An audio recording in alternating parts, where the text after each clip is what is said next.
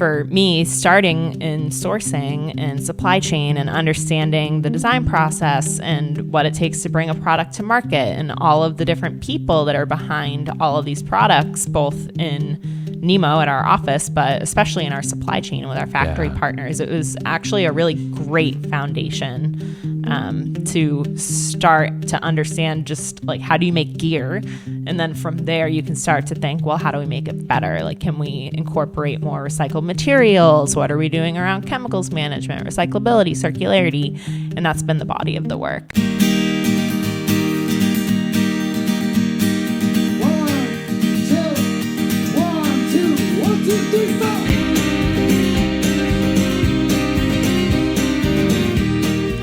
You're listening to Granite Goodness, the show where we interview New Hampshire people making the world a better place. My name is Andy DeMeo, and I'm coming to you today from Treeline Outfitters in Portsmouth, New Hampshire. My guest today is my friend Teresa McKenney, Director of Sustainability and Government Affairs at Nemo Equipment. Nemo manufactures sustainably sourced outdoor adventure gear, and they're based in Dover, New Hampshire. We talk about a bunch of stuff. We talk about, most importantly, Teresa's passion for fiddle playing and why she's great at it and why it's fun. But we also talk about economics and trade and sustainability and regulation and the surprising intersection between all those things and fiddle camp and traditional contra dance country music in New England. We talk about all that and more on this episode of Granite Goodness.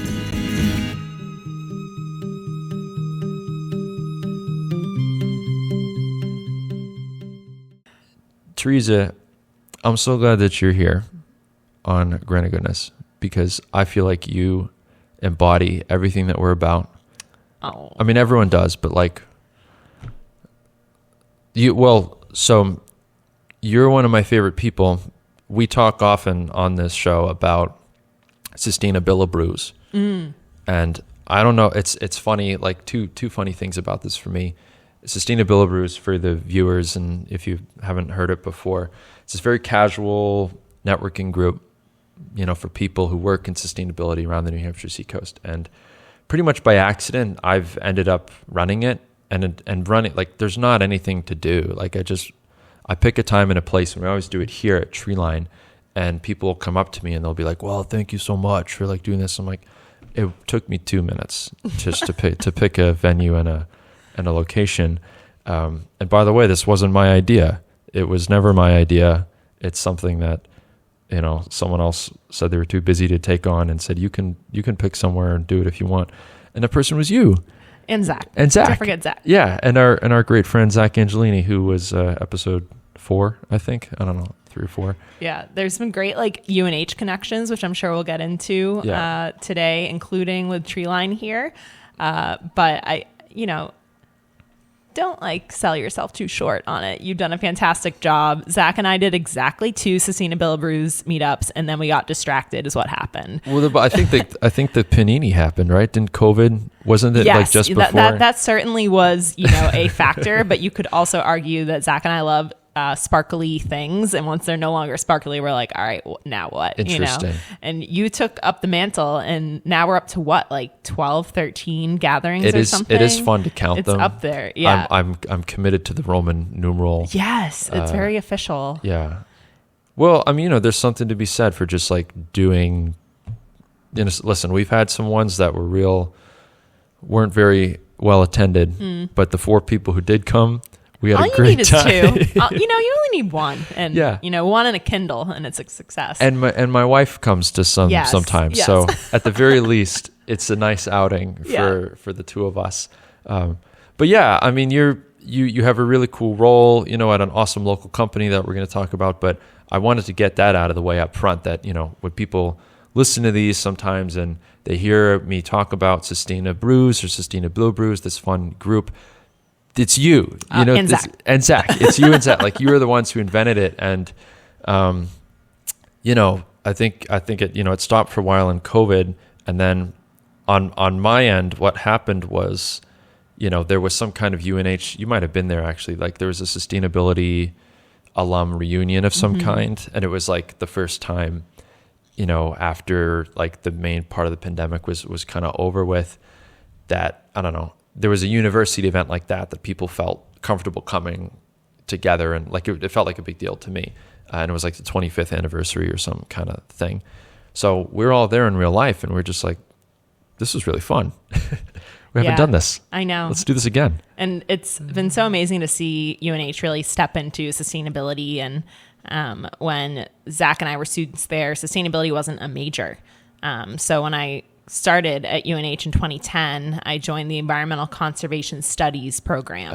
And then my senior year, they actually threw sustainability in the title, which is great. So my bachelor's degree is in environmental conservation and sustainability. Me too. Oh, yay! Yeah. I'm at the tail end of, looks like they threw it in as a footnote for you. Yeah. And then I wandered into it. Yeah. And now it's, my whole life. But well, today UNH has sustainability as a major, but what I love about it is it has to be paired with something. So it's not just sustainability. It's political science and sustainability, or business and sustainability. Yeah. And the event that we went to, which was a beautiful fall day just like this, in Durham, was celebrating the establishment of that program. Yeah. And it's been really awesome to see UNH lean into it, and Dr. Fiona Wilson's leadership on it as well, who I think she'd be a great guest on this podcast. She was episode 7. She should have been episode 1. Everyone should have been episode 1. Yeah, she was like episode 7 or 9.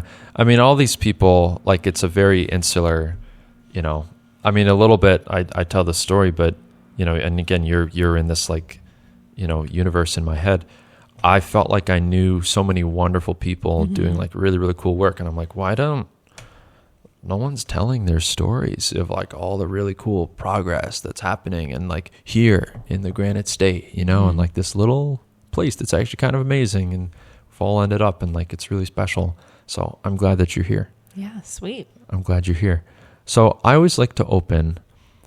Tell me about your relationship with the state, Teresa. Are you from here? You live here, right? You live in like Dover? I have bad news. Oh my God, you're a Mainer. You're a Mainer? Worse. Massachusetts. Yes. I'm That's so it. sorry. This is over. I grew up outside of Boston, in a town called Billerica. Okay. And I've heard of Billerica. I grew up on a dirt road like 20 minutes outside of Boston. Super weird place. Billerica was actually a vacation town back in the day because we had a lake there. But today it's just kind of like Boston Road and strip malls is the vibe there. And I grew up outside Boston, and loved spending time outside. And that was both, literally in my backyard, getting outside and playing, but then also at places like Girl Scout camp. And my dad was really into outdoor recreation and was a big armchair adventurer. So where was the camp? It was in North Andover, Mass. It was called Camp Maud Eaton. Listen, they got some great camps in Massachusetts. Awesome. And I feel like that's a threat. This is a tangent, but that's a threat of people I like, is they were all camp kids. Okay. And, for me, that was day camp. It was just like taking a bus over to the woods, a few towns over, and just enjoying being outside. But I kind of got into the idea of outdoor recreation and adventure, and was a big armchair adventurer. Also loved fantasy, like Harry Potter, Lord of the Rings. And to me, all of it kind of goes hand in hand of this like quest and this getting out there and going on a journey, right? Yeah. So when I was in high school, one of my best friends, her older sister went to UNH. So that was kind of my first by proxy college experience, where we went up, and I think it was literally one afternoon, went and visited her. And she was just doing all this really cool stuff. She joined the mountain bike team. She studied abroad in New Zealand. She was studying environmental studies. Yeah. And then I basically just copied her wholeheartedly. That's what you do when you're 17. I know. That's what I do now. It's like trying on different like hats, right? But all of those really spoke to me, and I came up to the University of New Hampshire to go to school. But with the exception of my 5 years at UNH, I've always lived in Massachusetts. Wow. So and I'll talk a little bit more about it later, but I'm trying to break down some of these, New England barriers. Oh, of course. Here. Yeah. It's so funny talking with folks from the other parts of the country, because they just see us all as a unit. They're like, New England, I don't know, Dunkin' Donuts. And we're like, no, there's 3 states There's in a a 10-minute distinct drive, difference. like right Yeah. here, And so I live in Haverhill, Massachusetts now with my husband, and do a lot of stuff in the Boston area from my music and dance life. So it works out well for me to zip up to the mountains, come up to Portsmouth, come into the office like once a week or so. Perfect. Yeah. And you're on the Downeaster line too. I am, Andy, and it's so frustrating because in theory I could take the train from Haverhill to Dover. Right. It's on the same line, but that line is set up for people commuting into Boston. So the earliest I could get to work would be about 11 a.m. and then I would either have to leave at That sounds 3. great. Have to leave at 3 or at 7. Yeah, no way. And it was expensive. I haven't looked recently, but just to make a point, during Climate Week a few years ago, I took the train all week and spent, I don't know, like $200, Right. was barely in the office. So Yeah. it's such a waste of a great resource that we have here with our train lines, but that's maybe another conversation. Yeah. Well, I mean, it is and it isn't, I mean, so I rode the Downeaster. My first job out of college was in Boston, and I was living here in the Seacoast in Newmarket, great town. We've talked about Newmarket. And, I would either drive to Exeter, Newmarket weirdly it used to have a train stop, I believe, like 100 years ago, and like they just built it out. So now it's between, Durham and Exeter on the Downeaster line. So if you want to get there, like you go to Exeter or you go to Durham, and if you want to, you have to get up earlier because Durham is before the stop in Exeter, but it's closer to Newmarket. So, there was always this calculus of like, it's not easy. right. If I miss the train in Durham, then I can get up and go. Like it was a whole thing. And no, it wasn't particularly easy. I mean, it was fun. And for a while I was doing it with my brother. Like he also had a job in Boston, and, that I enjoyed, but it does make you yearn for the future, hopefully, where we have beautiful, abundant trains everywhere. Yes. And it just helps you to get your time back if you are going to commute somewhere, to be able to sit and read a book or just even have some idle time looking out the window is so amazing. So romantic. But yeah, I unfortunately do not take the train to work. I used to ride the bus a lot when I lived in the Seacoast. Okay. The bus between Portsmouth, Newington, Durham, and Dover is really great with UNH. But no, we unfortunately don't have like a fantastic public transit system in our corner of the country. We're working on it. Working on it, yeah. I like what you said though about, you talk to folks all around the country and, trying to break down, these notions of like, I mean, of course, there are differences for sure. Like hopefully New Hampshire will never outlaw K-trucks, which is a controversial thing we don't have to get into. But, like how really is like when you cross, the Pemigewasset River, like, is it really that different? Like you're 200 feet that way. How different could it be? And of course, small town, like, I mean, living in a small town in northern New Hampshire, like you would not say to a Tamworthan that they're the same to someone from Ossipee. That's you'd get run out of town. And there are differences, but Yeah, I think it's a bit of it is just human nature, right? Right. Like even like within the town that I grew up in, the different neighborhoods had a lot of thoughts and feelings about one another. But I think that, we live in just such a unique corner of the United States where we just have access to a fantastic city, to the ocean, to Portland, Maine, here in Portsmouth, get up to the mountains in 2.5 hours. Right. Like we have so much at our fingertips. And, I've handed off the Sustainability Brews torch to you, but my new passion project has been standing up an outdoor recreation focused networking group, super similar, with a goal of just uniting the Northeast in our sort of shared resources and elevating different outdoor recreation priorities, projects, people, but mostly just hanging out and having fun, which is kind of my MO most of the time. They're both things. Yeah. They're the same thing, really. Yes. And I know you're good friends with Cody, and you're here all the time at Treeline, which is like the heart. And you did it here, didn't you? We did, yeah. And I guess now I'll get into my UNH. Also, I work at Nemo. I don't think I've established that, but well, we're getting I there. tell folks, I give like a little intro, but Okay.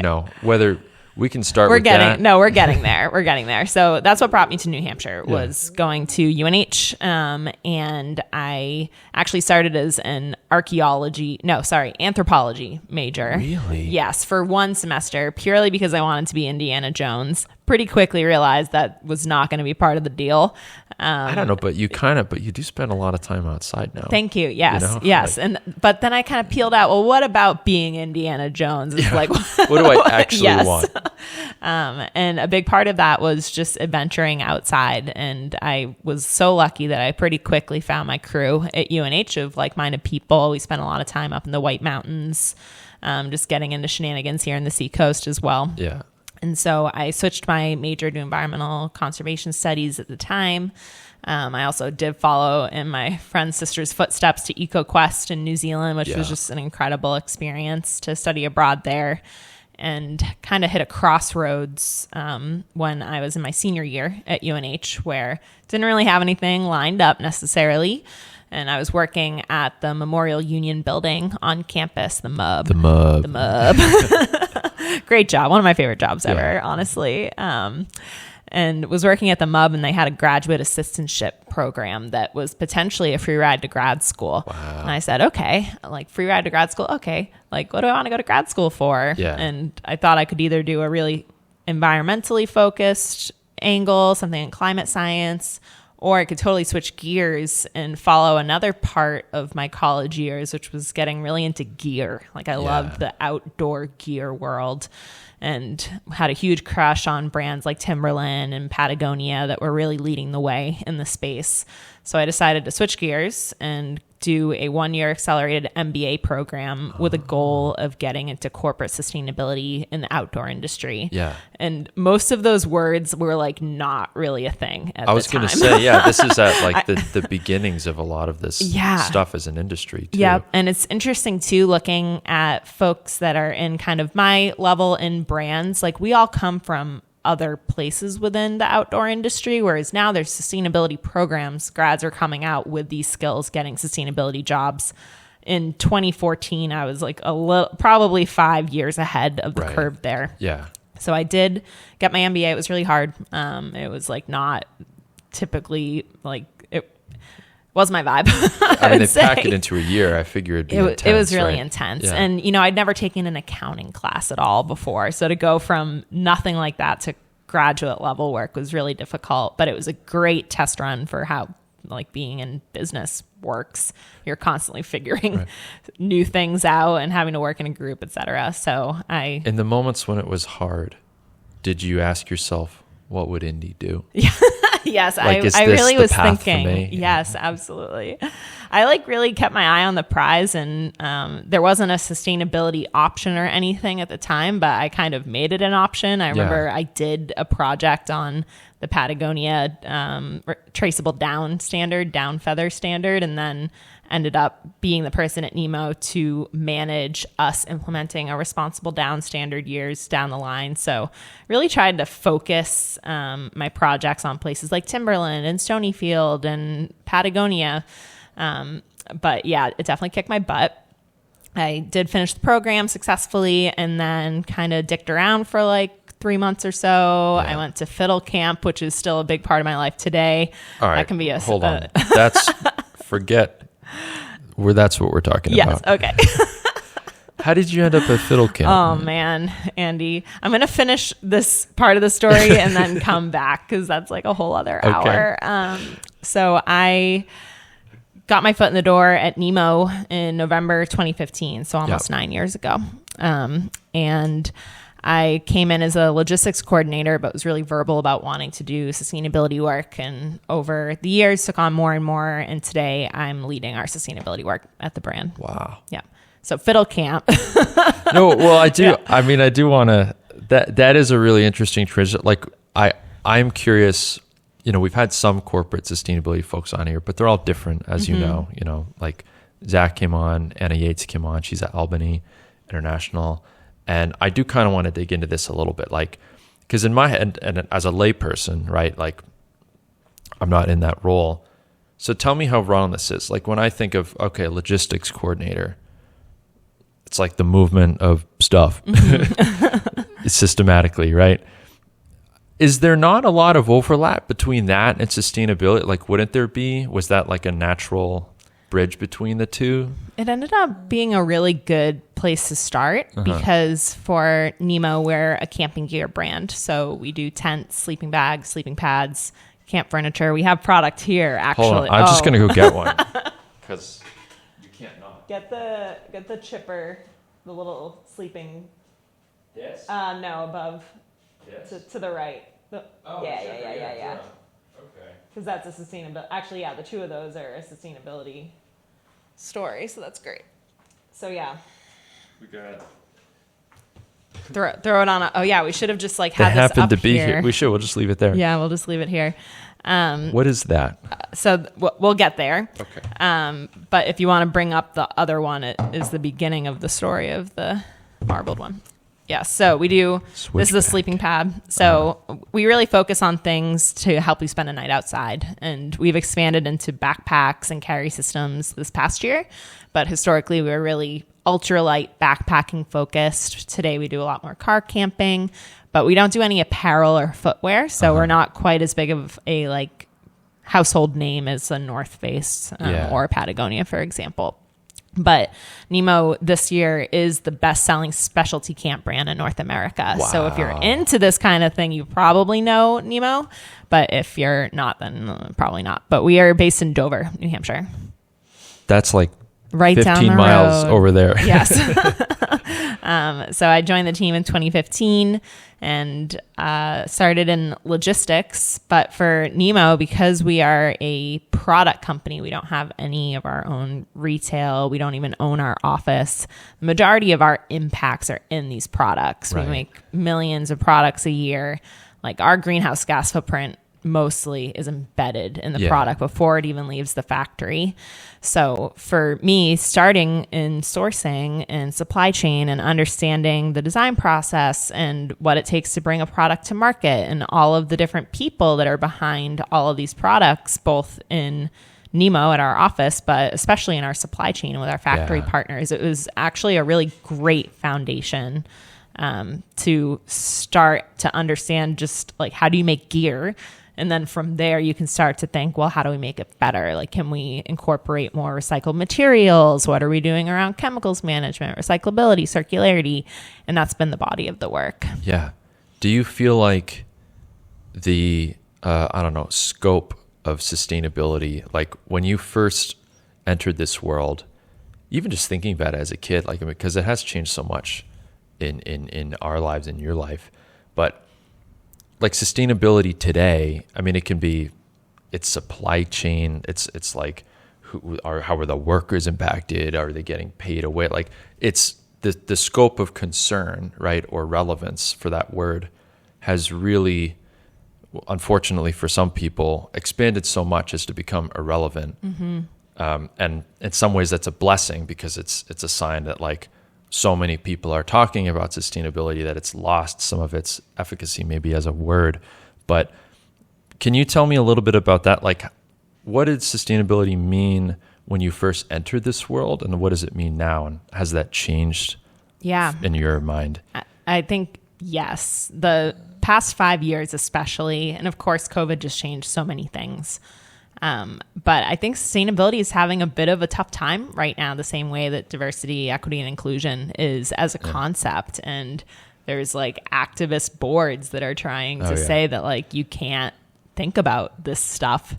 And I think that my approach has really changed over the years of why we need to invest in sustainability and at this brand. Mm-hmm. And at first it was absolutely that feel good story of like, well, you know, we're a camping gear brand. If we don't have anywhere to go use our gear because of the negative effects of climate change, or if people are being harmed in the process of making this, what's the point? Like we shouldn't be here. And I want to have a good time when I'm using this gear. Yeah. Yeah. You know? And that emotional argument worked, and it still sometimes works. But today I actually don't lead with that anymore, even though to me at the core, that hasn't changed. Yeah. Like my feelings on that are the same as when I was 21. Right. But for me, I take the business case of, hey, do we want to import into the United States or sell into Europe or sell at REI? Right. Like if the answer to that is yes, which we can't back down from this work. Like there's a law in, you mentioned sort of supply chain and taking care of the people that are making the gear. Yeah. There's a law called the Uyghur Forced Labor Protection Act that says that the U.S. Customs and Border Patrol can stop any shipment into the United States. So like say a shipment of these. Yeah. And Nemo has to prove that nothing in this product has any nexus or relationship with a certain region of China that has been shown to have forced labor issues. Wow. And so if that happens, which it's happened to other brands in the area, up the road, I won't say who, it's happened, which is good. You know, there should be checks and balances, but that's a huge ask of a brand to be able to provide that level of granularity on something like a tent that has 60 different pieces to it, right? Right. So I try to put everything in that business case when the outcome's the same. The outcome is still, we need to have a solid manufacturing code of conduct. We need to know our suppliers. We need to know our supply chain, have relationships. But the reason that my argument has changed about it over time. Yeah. But to me, the scope of it expanding, it can be a turnoff to people, which I understand. Like it's hard to even wrap your head around a lot of these issues. Yeah. But I like to skip to the end and say, okay, we get a detention with Customs Border Patrol. How are we going to prove this and go backwards and like make it tangible for people to kind of keep the work going? Yeah. Yeah. I mean, I love everything you just said. And you make a really compelling point in my view, right? Like depending on, who you're talking to and what perspective you're coming from, people, regulation is such a loaded word. And I don't know that it's something that, because we haven't had that much, well, put it this way, there's the traditional ways, right, that we think about sustainability or the average person might in like American culture. And it's like recycling, trees, green, maybe not an appropriate like way to conflate those three things, but it's just how it is, that's how we think about it. And, upstream from that is this view that like, we haven't, how hard has the government really tried to like push on some of these issues? And maybe in view it's gone too far, maybe not enough, but like regulation can have this very complicated, downstream effect in the actual industries that it's involved with, to say nothing of people's opinions about it. And I love the example that you just listed because it's like, this is the beauty of having these conversations. Never in a million years would I, if someone said, why does, sustainability matter? I'd say because we want to make sure that there's no forced labor in our products and we want to adhere to, American regulation, right? And it's like, those are two things, both like government regulation or forced labor, all this and that I don't even know that would traditionally be anywhere near the conversation around what does it mean to be more sustainable, and I think you're smart and make the world better selfishly. That's my opinion. That's why you're here. But I think it's an intelligent and, right approach to be like, okay, here's this thing that we're trying to do. How do I tailor that message, for maximum impact, right? Like that's the smart way to do it. Yeah, I feel like the idea of tailoring the message is so important and is something that I think that is part of it is just maturing, right? But I think it's like, sure, we are maturing as humans, but then also the sort of lexicon of this work is maturing too. And it's sometimes I have to like remind myself that we just have to focus on the outcomes. Yeah. Like sometimes I want to just, sometimes it feels like, oh, well, this makes sense to me. Like, obviously we don't want to do this, like the DOI, but as long as the outcome is positive, sometimes you have to like tailor that message to the audience and meet people where they're at. Yeah. So I love regulation, even though this is live free or die, baby. Yeah. Do you find that, like, even having just started this group, but like do a lot of people in the outdoor space, like, because there's overlap, but they're not technically the same thing, right? Like, I want to hear you talk a little bit about that. You know, there's the outdoor kind of adventure gear world, and then there's like the sustainability, you know, whether it's the things that go into your products or the effect they have or don't have on the degradation of the environment. Like, do those worlds naturally intersect for a lot of the people who come to your networking group? Or do they intersect in a lot of other places, or is this something like special maybe in New England, you think? Like, a few different pieces of that. So one is just what the definition of outdoor recreation is. And from an economy perspective, that has been defined, but only semi-recently. So I think it was 2017, the Bureau of Economic Analysis started to measure the outdoor recreation economy. So you can go on the BEA website and see what is in that economy. So if we're just looking around, like Treeline is part of it. Nemo is part of the outdoor recreation economy. But you could argue that other like restaurants that are next to trailheads are as well. And so the government annually measures that number. And last year, the outdoor recreation economy contributed 1 trillion. I'm going to re-say that sentence better. Last year, the outdoor recreation economy contributed 1 trillion to US GDP. That's a lot. It's a lot. And to put it in perspective, that's bigger than mining. It's bigger than oil and gas. It's bigger than pharma. Yes. But it's like 1 million individuals, right? If we're thinking about like the tree lines and the Nemos of the outdoor recreation economy. Whereas oil and gas is like Exxon and Chevron. So they have historically had a lot of bargaining power in DC. But since the work was done to stand up this, it's called the satellite account, we've been able as an industry to kind of get more meetings and say, hey, like we care about climate, we care about inclusion, we care about public lands. So it's been really exciting to be part of that process and to bring Nemo's voice, which is unique, a small company, still privately held, majority family owned, willing to speak up to things that we believe in, which has been really awesome. So from a like, who is the outdoor recreation industry? It's a pretty like wide net. And for the networking group, which this one is called NEON, so Northeast Outdoor Network. Thank you. So the goal of NEON is just to start to bring together regional collaboration for all of these individual kind of stars, right, in that constellation. And we have several different state offices of outdoor recreation in the region: Vermont, New Hampshire, Maine, Massachusetts. Connecticut is standing one up. Pennsylvania also just stood up an office, but some states don't yet. So New York, Pennsylvania, New Jersey, Rhode Island. Don't forget Rhode Island. How could I?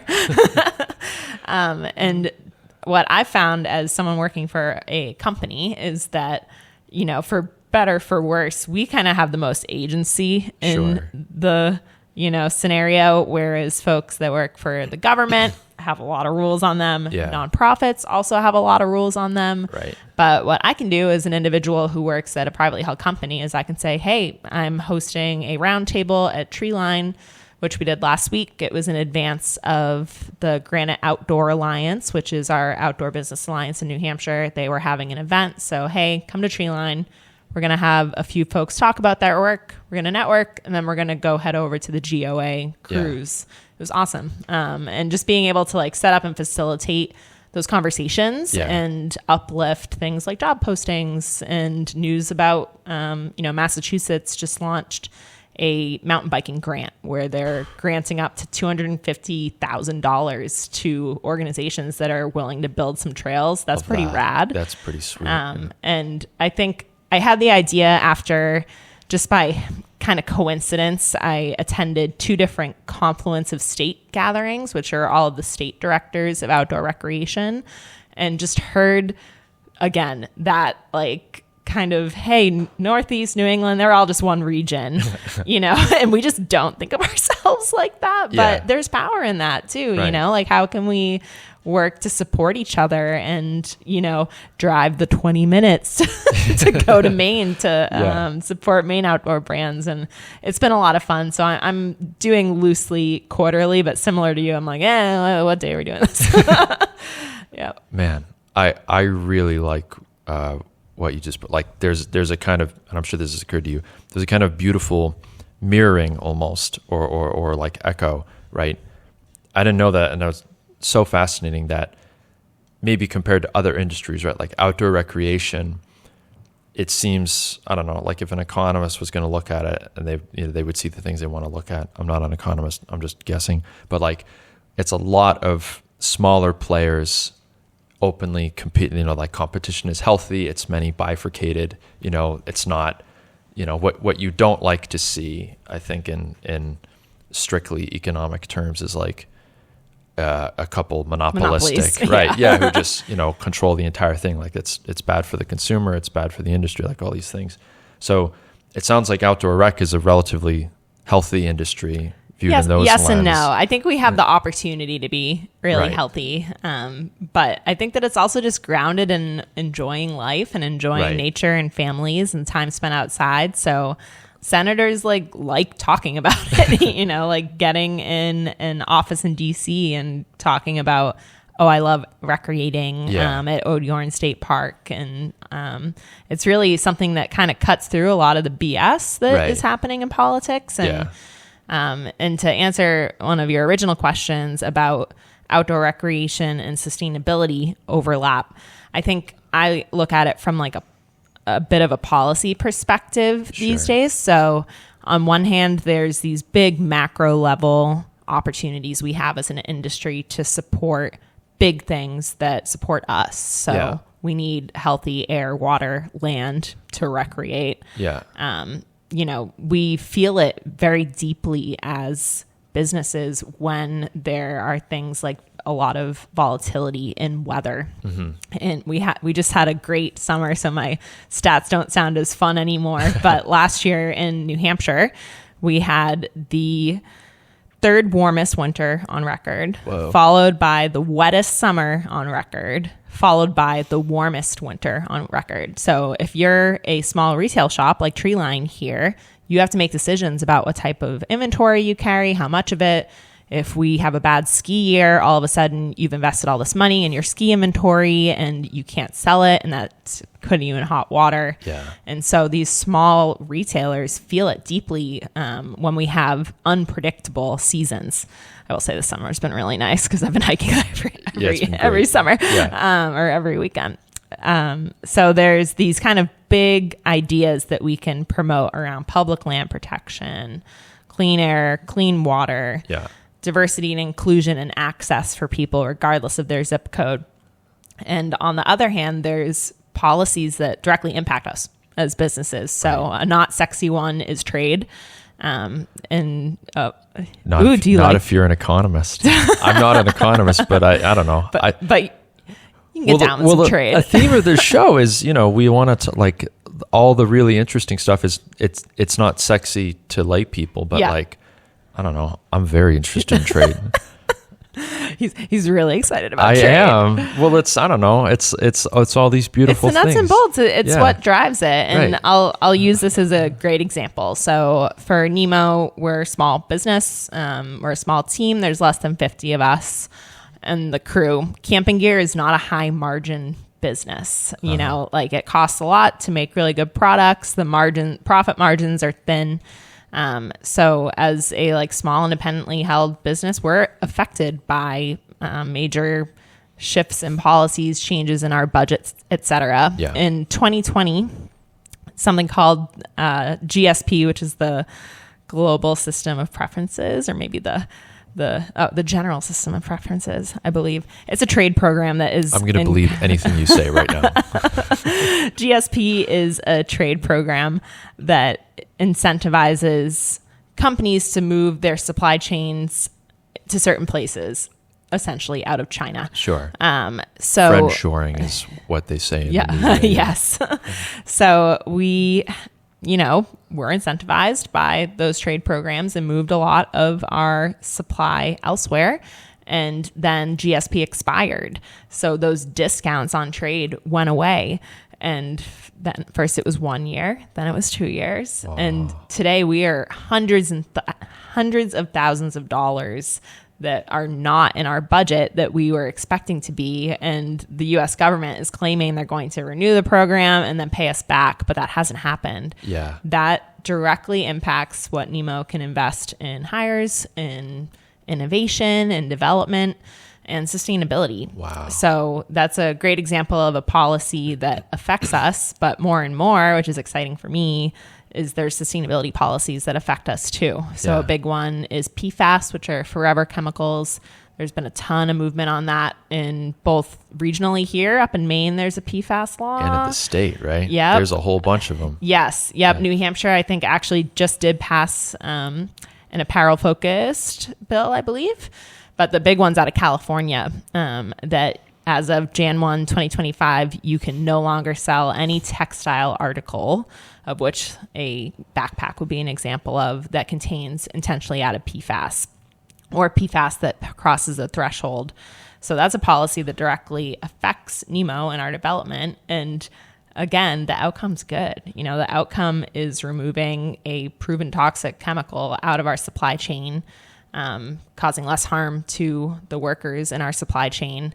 And it's all being pushed by regulation. So can I ask, I'm asking for myself and for people listening, maybe, like, how substantive of a change is that? Like, take that particular rule, for example, and to put in my question into context, like, what I'm trying to understand is how much of, I don't know, the baseline, right? Like, without, you know, the regulatory apparatus pushing for that, I don't know how, like, is if that wasn't there, is every backpack that I go and buy anywhere in the state of California, like, chock full of, you know, cancer juice or whatever? Yeah. Like, I have absolutely no concept. Yeah. Like, so is this a thing that has mostly been phased out? Mm-hmm. Like, does the industry often move ahead? Do they lag? Like, I don't know. Give me a brief view of that landscape, if that makes sense. And I think that so much of sustainability is human nature, you know, and how do we as people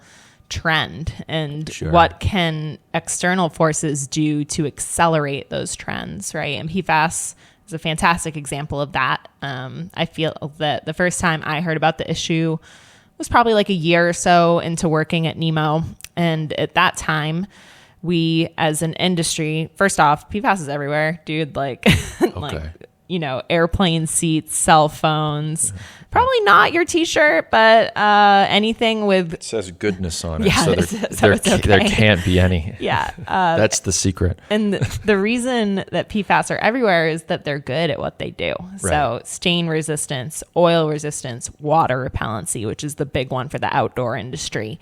So in my early days of hearing about this issue, early in my career, we talked about it as long chain DWR, which is durable water repellency, versus short chain DWR, durable water repellency.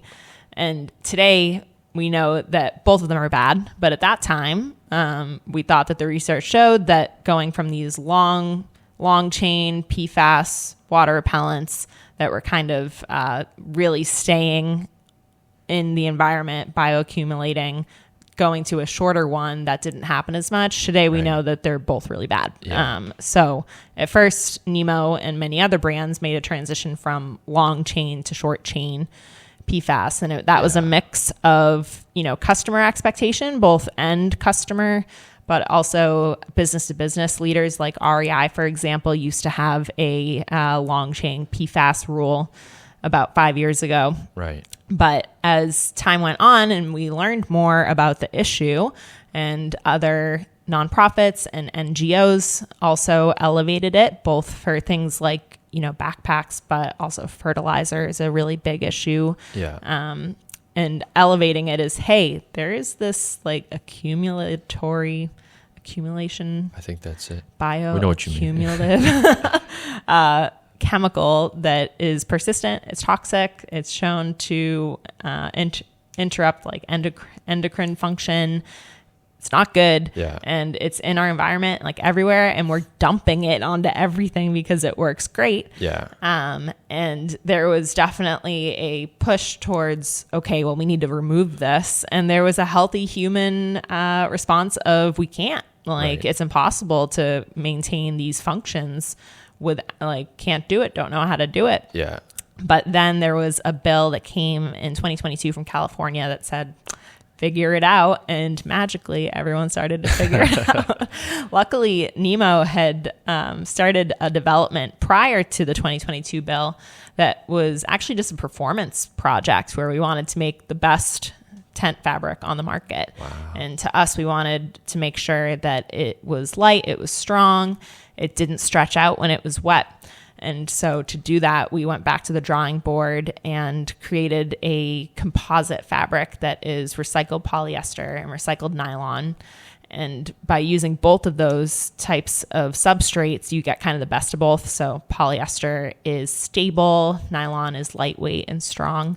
And the two of them together was inherently pretty water phobic. So from there, we worked with our factory to develop a free of PFAS DWR to put on top.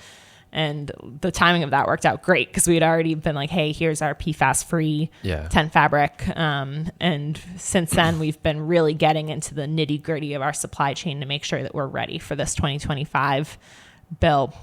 Because we did a study with a third party to understand, okay, beyond water repellents, where is this? And the answer was 63 places. It was like lubricants, paints, varnish, extruding. It was everything. And it's because it was a cheap, widely available, really powerful chemical. Right. So my final comment on the switch is that something that has been important has just been working with our suppliers on new processes. So a good way to think about it that we've seen is originally you can just like kind of slap PFAS on something and it crushed it. It did it really well. Whereas this is more like really controlled, having to use a scalpel instead of a sledgehammer. And that's behavioral change and it takes a while.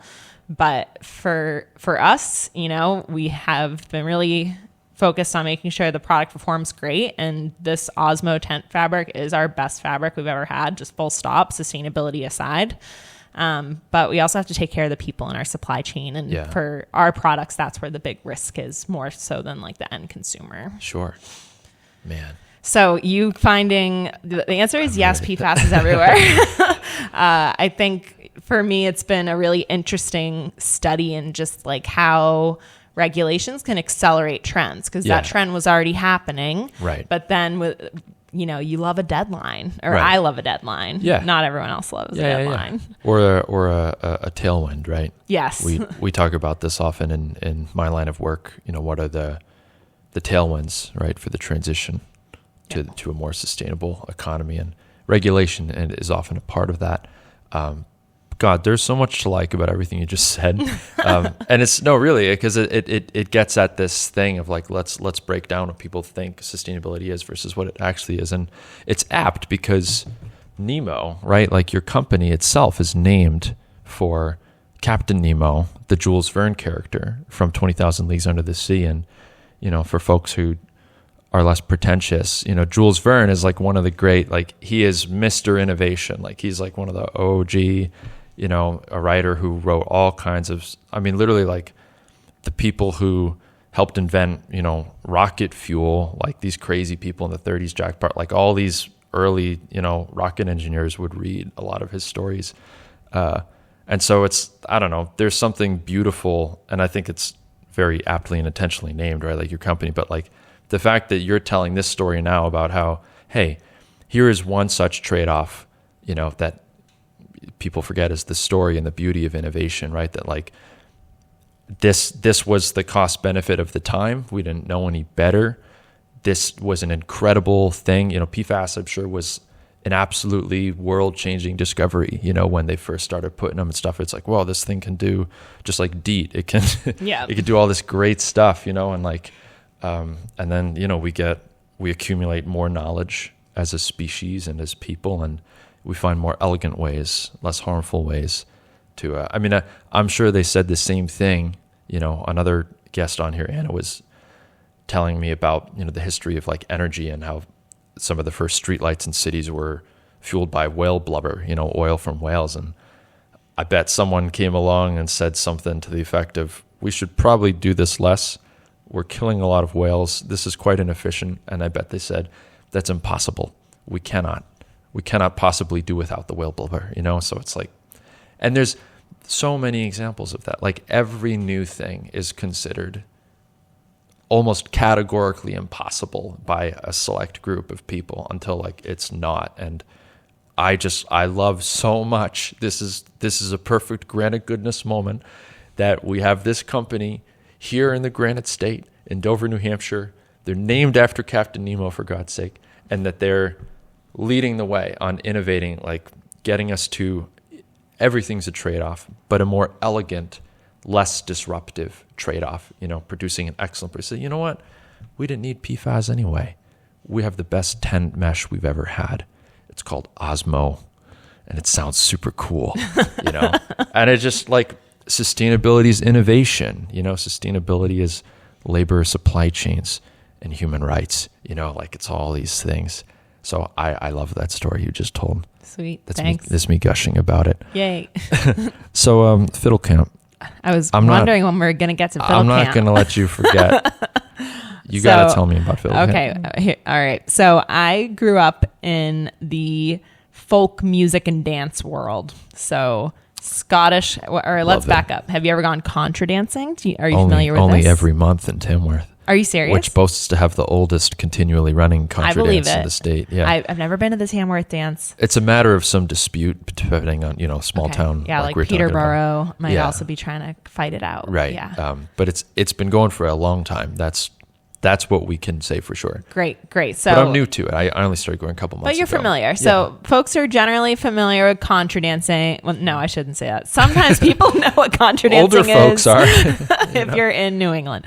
So I grew up, like, I would say contra dancing was probably my third type of folk dancing. I was born into the Scottish country dance world. Okay. Also did a little bit of English country dancing, also Irish step dancing, which is much more familiar to people, more competitive. But my sweet spot, I actually hate competition. Like, it's just not my thing. But I love sort of social dancing and music. Yeah. So Scottish country dancing, English country dancing, contra dancing. I started a contra dance at UNH when I was there. I think it did die out. I've done a lot of starting of things. Yeah, not a ton of. I'm a serial starter. Didn't you also start the Hammock Club? Yes, and I heard that it's back, which I'm so excited about. That's it. Yes. We should have done this in a serial hammock. starter. I know. We could have. Yeah. So I grew up on the sort of the dance side of things, and always have loved Celtic music for sure. And within the Celtic music world, it's different. That's similar to, it's Maine and it is actually different. So there's Irish music, but my happy place is Scottish music, and Cape Breton are my favorite kind of subgenres there. And if you're not going to be in Scotland, the best place to be is Boston, or probably Cape Breton. Scotland, Cape Breton, and then Boston. Boston has a fantastic Scottish music and dance scene, and I just grew up in it. I never would have known that. Yeah, it's it's rad. So some of my favorite places there, there's lots of pubs. My favorite bar to catch, it's also called trad, traditional music. My favorite spot to catch some trad music is the Burren in Somerville. Have you been there? No. Oh, okay. I mean, I haven't. It's also just kind of a college bar, so some people have just been, but that's like, when I die and I open my eyes in the afterlife, I'm just at the Burn. I'm just at the Burn. You're like, oh. Yeah. How long have I been here? Yes. The Canadian American Club of Watertown is another great spot. Okay. So I just grew up in this super subculture world, and I love it. And I grew up playing piano. Yeah. And then when I finished school, I kind of along the way had decided I wanted to learn how to play fiddle. And I did have a fiddle from a failed attempt when I was like 12 years old and just too angsty to do anything at that time. But I still had my fiddle. I like the idea that in particular you're too angsty, like something about the fiddle. No, I was just 12, Yeah, I was just being a teenager. I would never be a fiddler. A preteen. Yeah. I just couldn't handle it, Fiddle is not a forgiving instrument. It sounds awful when you don't know how to play it, because piano's like in tune, right? Whereas a fiddle just sounds like a cat is dying. Can I ask a dumb question? Yes. Is fiddle just? It's a violin. Violin. Yeah, same instrument. A different style. Yes, playing. same instrument. So a violin. I don't have the history of that for you. No, I but mean, you're correct. Ding ding. So disappointed. So You could tell how much I know. You could make up the entire history of the fiddle right now, and I would believe it point blank. Man, I got nothing for you. So I wanted to learn how to play the fiddle, and I'd heard about this Scottish fiddle camp called the Boston Harbor Scottish Fiddle School that was on an island in Boston Harbor for a week in the summer. And so what island is it was on Thompson Island, which also has an Outward Bound school on it, and a fun little crossover. Yeah. So I had, was fresh out of school, didn't have any money. And I was like, hey, do you have any scholarship spots? They're like, yeah, get on the boat. And so I just took the boat and I sidled up to beginner class and just loved it, And so that was 10 years ago next year. Along the way, I joined a couple different sort of community groups. So I played with the New Hampshire Fiddle Ensemble for probably 2 years. Wow. And then and these are also groups you just join and show up. There's like no, and that's what I love about it. I love the community welcoming vibe. I feel that most people who are learning are either children or elderly. So I'm, never going to keep up with the kids, but maybe I have a shot that if I stick with it for 40 years, that I'll be okay, and I'm ahead of the retarees. Yeah. They also drink me under the table every time. It's like a Tuesday night. They're like, oh, you want to go to the pub? I'm like, no, I have to go to bed. I have work. So I also played for many years with the Boston Scottish Fiddle Orchestra, which I loved that. And I actually ended up transitioning over to piano when we lost our pianist who went to college, quitter. And I played with them. And since then, I did retire from the orchestra this year, mostly because it was every Thursday and it was like outside of Boston and it was just too much of a commitment. But what I have been doing is I've been playing dance piano for contra dances and Scottish dances. And I am, fingers crossed, starting a dance band, which I feel like is just like the dream for me. Where are you playing? Let's go. I think so I'll be playing, there's a Monday night Scottish country dancing class at the Canadian American Club. Okay. It's like a 3-hour gig. I make $10 American. That's money well earned. It's a hard dollar. That's what that Under is. the table. Don't tell. Tax free. But yeah, I really love it. It's a huge part of my non-outdoors life. Really big part of my personality and my passions. And so that is, and it all started, or a lot of it started with fiddle camp. So that's my origin story. Well, I mean, there is like an established thorough line though. Like, I mean, fiddle camp, I imagine a fair amount of time, like it's a camp, so it's in the summer. You're playing fiddle outside, aren't you? Yeah, and it's fun because it's a camp, and it has that element of, I think I definitely have a through line of silliness and, getting up to some bullshit. Whimsy. I have so much whimsy. I have like critical amounts of whimsy. You ooze it. Like skit nights. I can feel the whimsy. Yeah, it's hard to contain. Got on my shirt. Bit. And something that I have really enjoyed about getting more involved in the music community is that it's all ages, and there's people just getting out and enjoying their life and doing new things and trying and learning and enjoying a tradition together, like until late 80s, 90s, getting out there and just being in a social scenario. And the older I get, the more I realize like this is really good to be part of this, because it can be easy to just kind of get in a really small social circle, like not doing too much. Yeah. And I'm excited to be part of this like lifelong community. Yeah. Yeah. Well, a friend of ours, Kalman Siggy, he might watch this. He's really active, and so are a bunch of our friends. Our friend Thomas is behind the camera, who lives up in Tamworth with me. There's an active scene of like fiddle music and trad music, you might call it.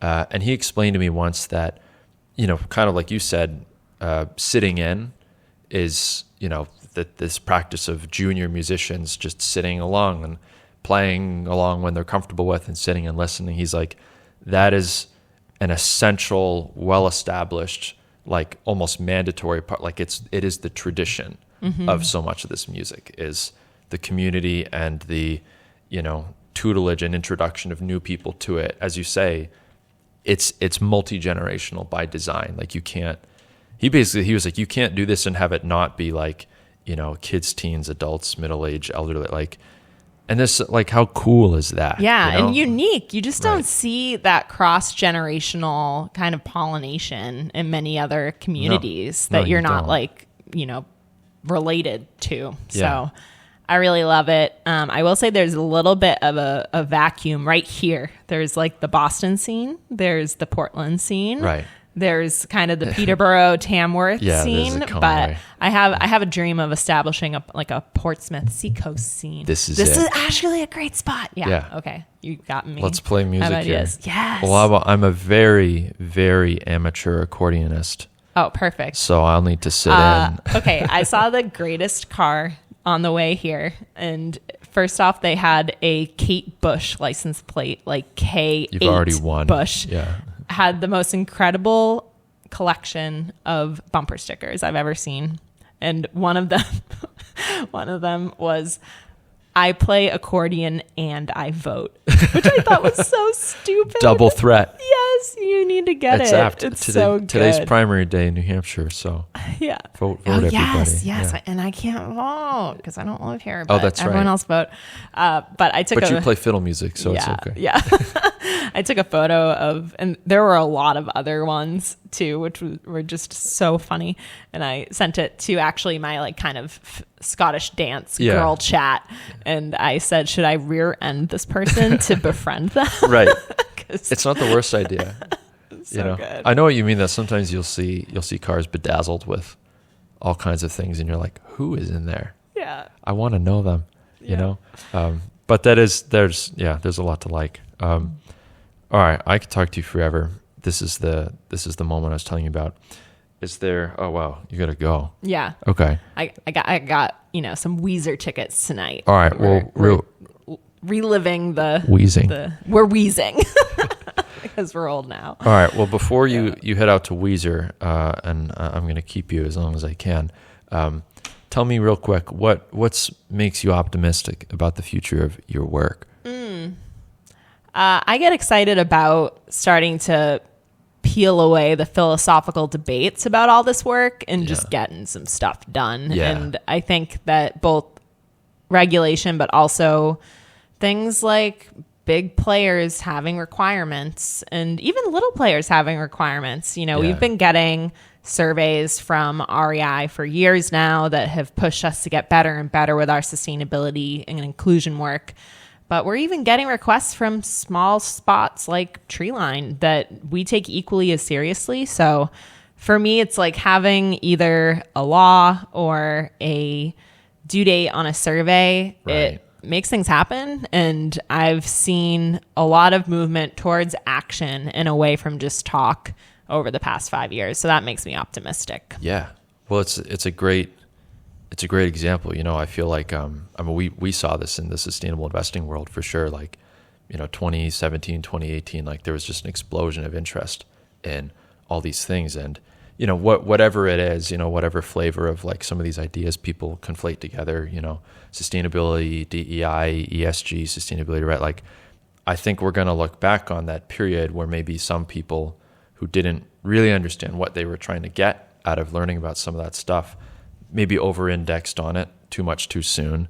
And, there's something good about that. And my hope and prediction is that we'll look back and say, okay, this is the time when we figured out what is really most helpful. What is most helpful about whatever particular, tradition of trying to make the world better in kind of these non-traditional ways. What can we extract from that period of intense focus and then push back and then return to it, like it's an ebb and a flow, but as we say, the trade-offs, there's a positive trajectory because of people like you. Oh, so thanks. Anyway, I could butter you up all day. It's so fun.